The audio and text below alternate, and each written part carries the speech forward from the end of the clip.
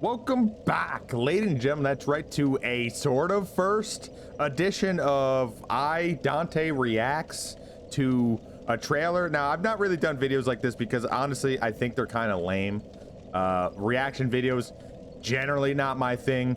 That's just a me thing. I know people like them. Whatever, it's fine. You can like what you like. But it's sort of a hot take video on the trailer. Now, I think my perspective of, as I'm talking about, the Elden Ring trailer that did come out on June 10th, 2021, is interesting because I have been completely dark on this game.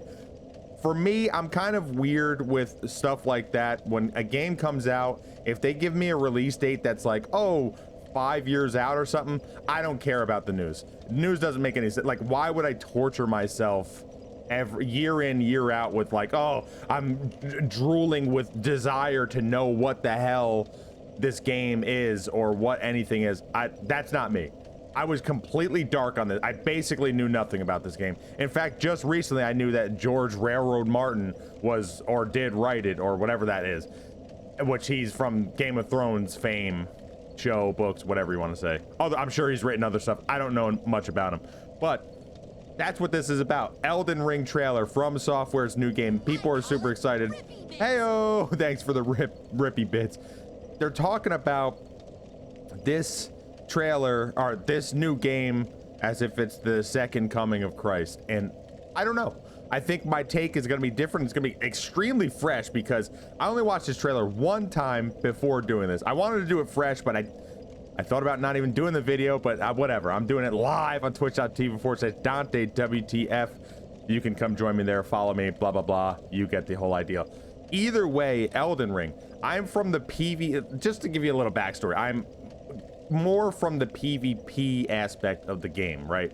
So what I do is fight other players through the interwebs, and one of the biggest issues for PvP has been interwebs. If I fight somebody from South America, I know I'm fighting somebody from not the US. It's kind of insane.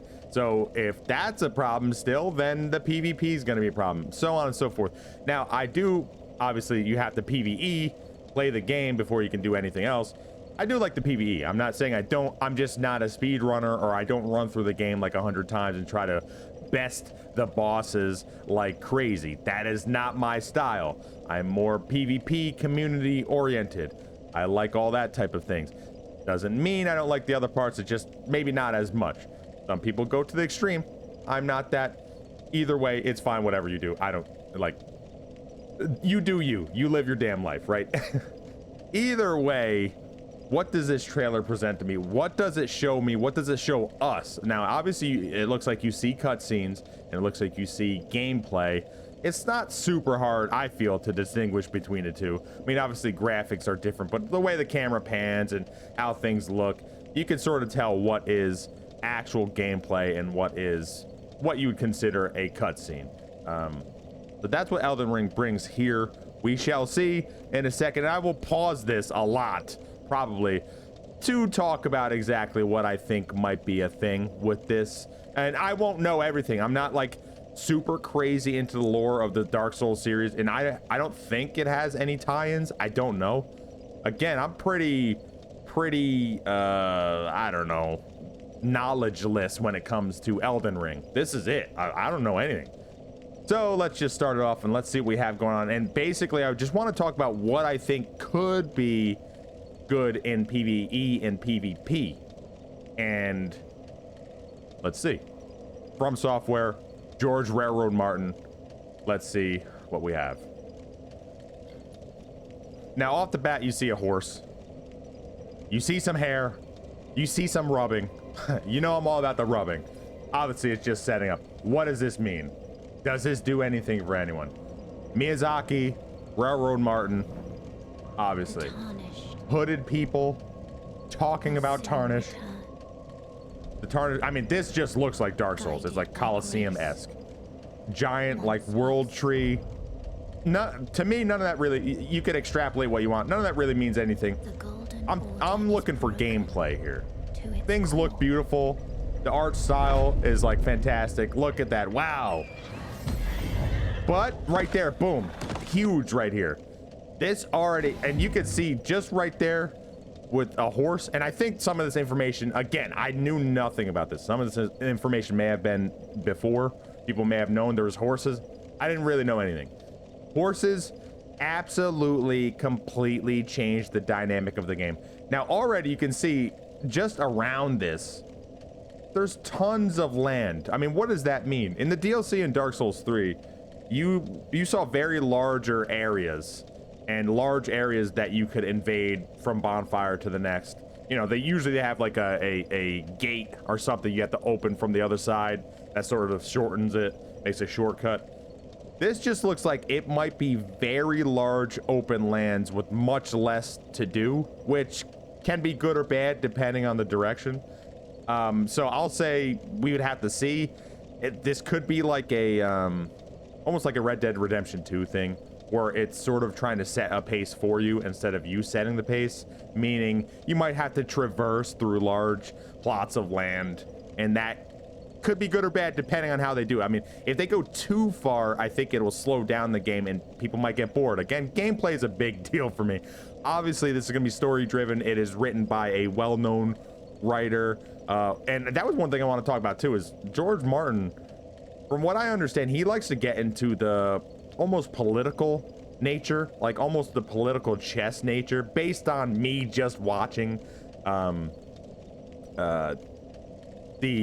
his famous book series and TV show, HBO TV show, is that he likes to do interconnected, almost like political situations, where what can this leader or king or person who wants power can do to get to power, and it's like kind of twisting and turning into that aspect. So I'm curious how in a medium that is usually more geared towards gameplay can allow for something like that type of storytelling.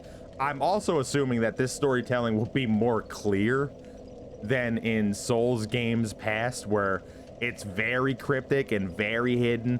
It's there if you basically have like a decoder ring, but if you don't, or no one's telling you, it's kind of like a little muddled and muffy, and you get what I'm talking about. So again, horses could be a big deal, and we'll see more about that in a second. Large plots of land. Again, you can do jumping stuff now, maybe. By the way, I really love the art direction and their character building, like this basically living rock bell thing. I mean, who knows what that means right now? You can posit it means something based on previous Souls games, but again, it's written by someone else. I don't know how much they work together on this. I don't really know how that works. I don't know if anyone knows except for them too. But you see these large lands. I love the characters. They're pulling a carriage. I mean, what does this mean? Are these like weird tree people? They got like bones and stuff through. I don't know if that spike is through them, as in that's where the chains come from. What does it all mean? I don't know. And boom, you see another huge part of this game. We have basically jousting combat, or horse combat, or whatever the hell you want to call it. I mean, how big of a deal is that? Are there going to be invasions in this game? Are you going to be able to invade? Or can you summon others? I mean, I'm assuming they're going to have a lot of similar mechanics and hopefully build on them, but will horse combat be a thing? You know, in my head, I kept thinking PvP with horses. Is that going to be a thing? Can I make a tournament where it's horse only combat? Is that not possible in certain situations? Is that going to limit the game because they put so many resources on making horse combat?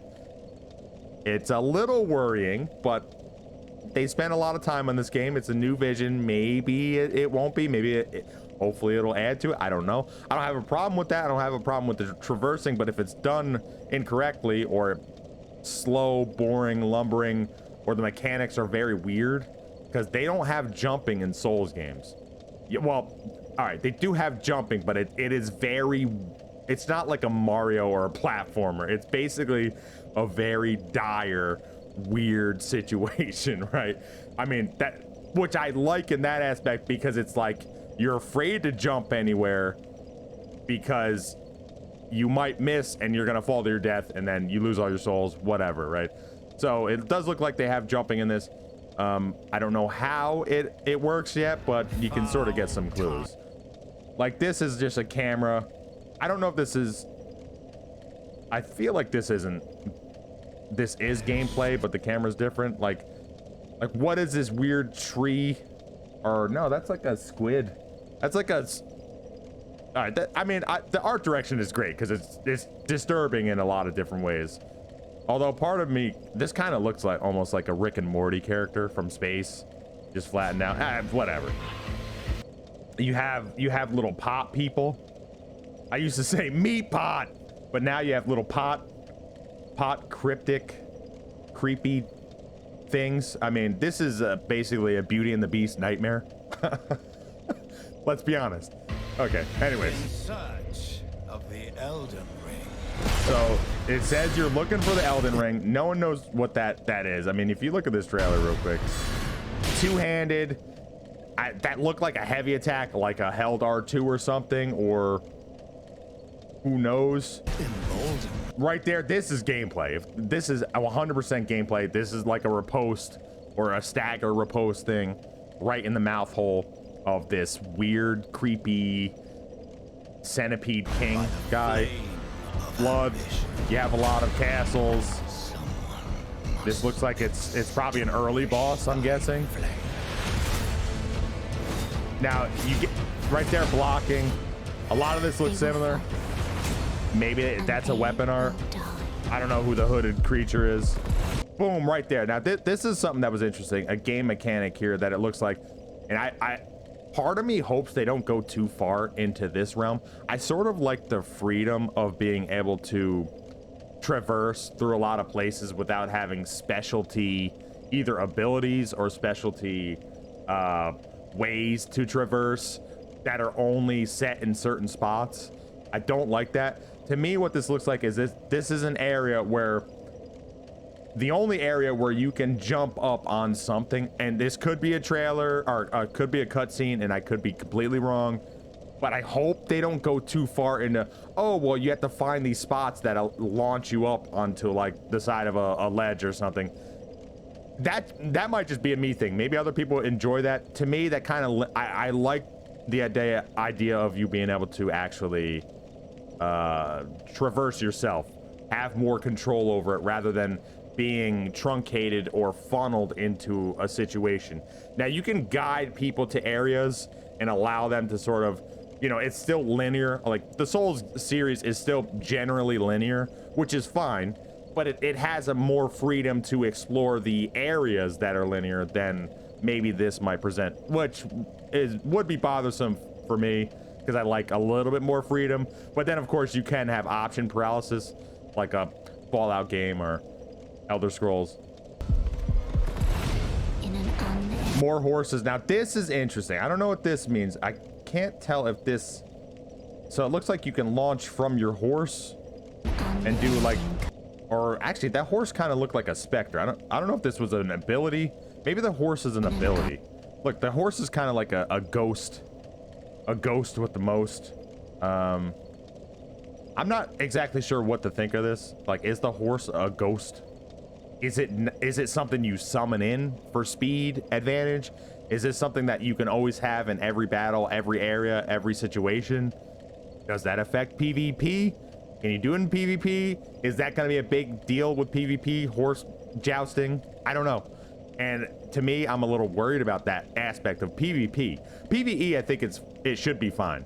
PvP, I'm a little worried about it because a lot of times when you have, like, it could be so bad or it could be OP to where it's overused and then you basically take away from another part of the game, or it's so bad where why do you even have that? Then it takes away from the other part because they put so many resources in that, if you get what I mean. Rarely can you combine the two. I mean, you look at, what is it, Way of White Corona? It's a cool spell. It's got like a boomerang effect. I believe it can go through, I believe it's for going through multiple enemies because it can come back. But the damage is so terrible and so minimal in Dark Souls 3 that no one uses it in PvP. It's useless. It's worthless. No one's using that. It's pitiful. So hopefully they do better on balancing things like that, where it can be allowed in all aspects. I mean, not to make everything weak, but not to make everything strong. A balance where it's at least a possibility of using it rather than just being completely useless. I mean, who knows? I am worried, like that attack looks straight from Dark Souls 3. I mean, let's be honest. The curve sword, it's just Dark Souls 3 right there. I mean, is this the idea of the bonfire in this situation? It's more of an actual bonfire. I mean, it's got sticks. I wonder if you can see this tree thing from most areas in the game outside. I don't know if these are different right here. I don't know if that's like other worlds or moons or whatever that is. It's quite gigantic, but not sure what if this is like a Norse life tree thing, or I'm not really sure. Wolf, is this your character and you can have like a wolf head, or you can change yourself into some sort of werewolf thing? I don't know. It wouldn't be outside the realm of possibility. Was this like a soul, a crystal? This almost looked like a tesseract. Look at that. That's like a tesseract right here. The cubism at its finest. It almost looks like it even has runes on it. Who knows? Who knows what that is? But this has definitely got to be your character. And whether that gives you souls or health, because you used to be able to, that was how you did it in Dark Souls 2, essentially, right? You would basically hit these like little eggs and then you would heal. So are these Spectre characters? Do these get summoned in by something? Is this a PvP aspect, or are these enemies? What does this all mean? It's very difficult to see. All right, now we get to see some Dargans. I forgot the difference between wyverns, Dargans. I think wyverns only have, their arms are attached to their wings, I think. And dragons, they have 2 arms and 2 legs and wings, I think. I could be wrong there. Whoa, the incredible lightning. I like that the dragon, I think, is using, it's like using its hands. You don't really see that too often. Usually it's like wings and fire, right? So it's actually using its hands to like spike down some red lightning stuff. Ooh, this guy, I didn't notice this the first time. I didn't notice this was like a beastly panda dog thing. Kind of interesting. It's pretty, I mean, I love the colors. Like, you're selling me on just the colors itself, am I right? You're just selling me on the colors. But like, you're spiking down, you got your horse. Again, I'm not sure if this horse is like real or if you summon it in through an ability. I don't really know. And the horse can apparently jump crazy, while this whole thing, like, this is insane. Does this have 2 sets of wings, or I don't really understand what I'm looking at here. Then we got this assuming boss. Yeah, this guy looks cool. This is gonna be a nice sweeping low to the ground, almost like a Vort type of boss. All right, so this is kind of interesting.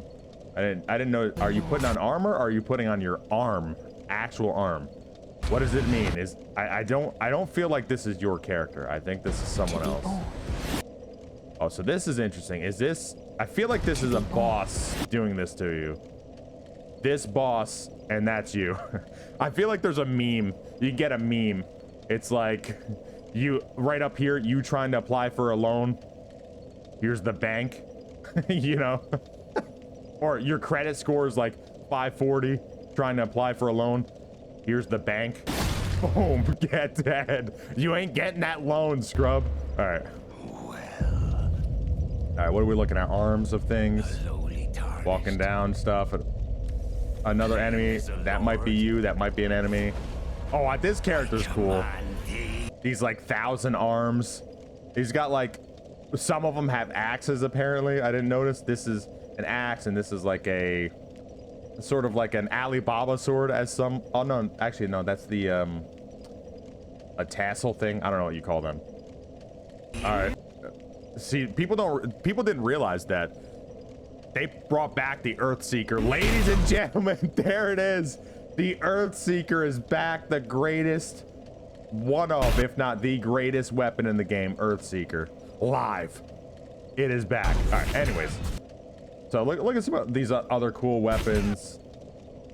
This guy's got barbed wire all around his everything.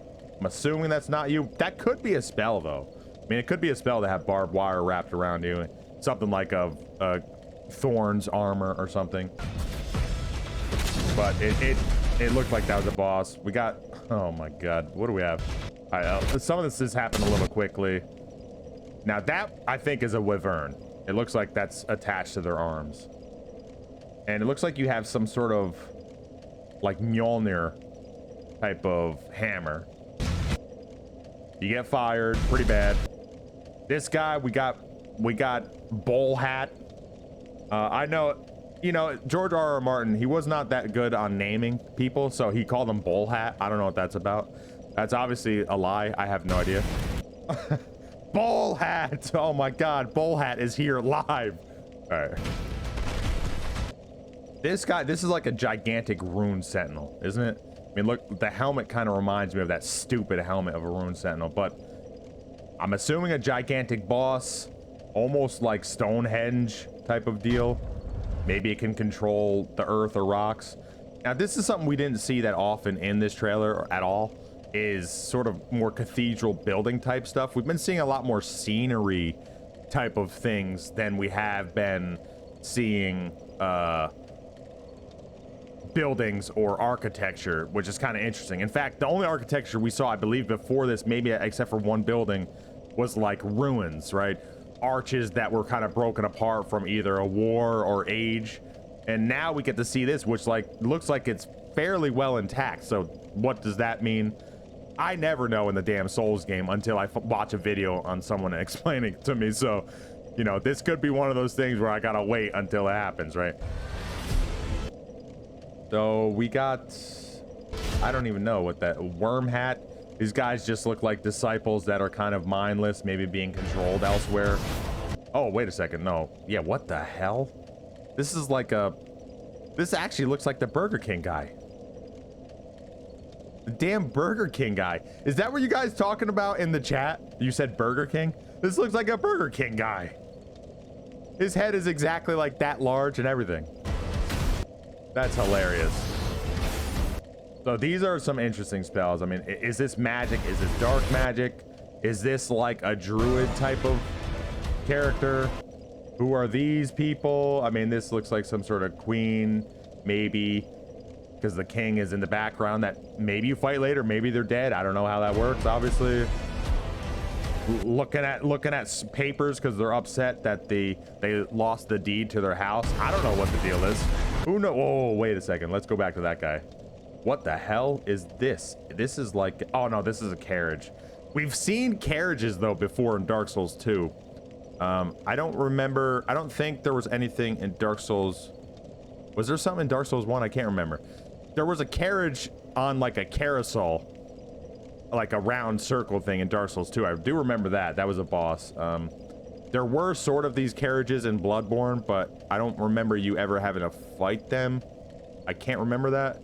I know they kind of wiggled and things would pop out of them, but this looks like it's a boss or enemy. It looked almost like a face, but then I see the wheels here. But I want to see the, yeah, look at that. That's scary. But look at that shield. Do you think that blocks it enough? Are shields OP again? I don't know. Let's see. That looks like my eyes every day because I don't know how to sleep. This guy's creepy warrior. I don't know what that hand means. This guy's shield is pretty cool. Well, it's a little gross, actually. It's cool and gross at the same time. I don't know what to tell you. A flying Valkyrie thing. This is some sort of mutanic. I don't know. Oh, is this the same guy? Is this the Earthseeker guy? That might be the Earthseeker guy. Yeah. It looks a little bit more mutanic than I thought it was. Of course, you're going in more tomb areas. Oh, this is an interesting thing I did want to speak about, because I wasn't sure what this means. Does this mean you have the ability to jump, or was this merely a cutscene? Does this mean you can do jumping something, whether it be an attack, whether it be for traversing through the world? Does that give you something? It could be adding to the game. PvE, I think, would be interesting. PvP, I do also think it'd be interesting, and it could definitely make things more dynamic if you're able to do jumping things like this. For all of Elden us. Ring. For all of us. That damn Earthseeker guy, this must be a main guy in the game then. Maybe this is like a main king, I don't know. Probably a crucial part of the story, I'm guessing. Oh, wait a second. What happened here? Jeez, you got like 19 arms and then one of them grew into like a dragon head. So this is coming on PS4, PS5, Xbox Series S, X, One, Steam, everything basically, except Nintendo things. And the more interesting part I thought about that was January 21st, 2022. That is surprising. I thought this would be next year holiday, personally. And now everybody's complaining the fact that they think that this means that the other Souls games are dead. Bloodborne, dead. Sekiro, dead. Dark Souls 1, 2, 3, dead. Listen, people are still somehow playing Dark Souls 1 PvP. I don't understand it. I think that PvP is like hilariously bad. I don't understand that. I understand more how you play Dark Souls 2 PvP because it's wildly better, but still connection issues and such. And it's quite slow if you go to Dark Souls 3 PvP. So going from Dark Souls 3 back to 2 is very difficult, but it does have different mechanics. So I do get why people could still play it because it is different enough to be a different type of game. Very interesting. I think the PvE looks spectacular. I love what I'm seeing. I like the architecture. I'm a little worried about the plots of land that you have to traverse. I hope there's not crazy amounts of horse riding because, again, I feel like some of that might be boring. I get it sometimes from an aspect of storytelling, but I'm a little afraid. I'm also a little afraid that that could be a part of PvP, which would either limit other aspects, make that aspect either OP or terrible, which would limit another aspect, or just muddy the waters and things will be, you'll have to have different sections of PvP. Like, oh, here is jousting PvP only because it's either too good or bad to use otherwise, so on and so forth. And again, I have no idea if that's even a thing. No, I don't think anyone knows exactly how that is going to work. Is there online play? I'm assuming there is. I'm assuming they're going to follow that sort of formula of the other Souls games. It'd be kind of messed up if they just kind of got away from that community of online play. I don't think they will. But I wonder how, if there's souls or some other things they call them, remnants, whatever you want to call them, how the gameplay is. Obviously, all that stuff won't be answered. And I'm assuming in the coming months, you will see more and more information about this until it actually comes out on the 21st next year, which is very, it's actually a shorter time than I expected. 6 months-ish. I'm upset I don't have a PS5 because I really don't want to get this for PS4. Like, I'd rather get this for another upgraded console, and I don't want it for PC because I think the consoles, I just like that they work and I don't have to deal with other things. Whatever, it doesn't matter. But overall, I'm pretty excited about it. I mean, we get the Burger King guy. Why the hell not? We get to deal with all that other crap. I like the way the characters look. Things are creepy. I love that type of creepy style. It's great. Bunch of arms, hands, bunch of slop people slurping around. You get the whole idea. I like hopefully the weapons aren't limited. We didn't see that many weapons. We saw like a whip, saw axes, hammers, but we didn't see too many, but that doesn't mean anything. Like Dark Souls 3, you didn't really see a wide swath of weapons, and there end up being like 120 or something, even if they're not all exactly super different. But I hope they'll stick with that and hopefully expand upon it. And I am, again, worried that because they had to put resources towards maybe horse riding or that mechanic or something else in that effect, that maybe they'll take back having that many weapons or possibility for, I guess, attacking or offense, much like Bloodborne did. Bloodborne had, what did Bloodborne have, like 14 weapons or something?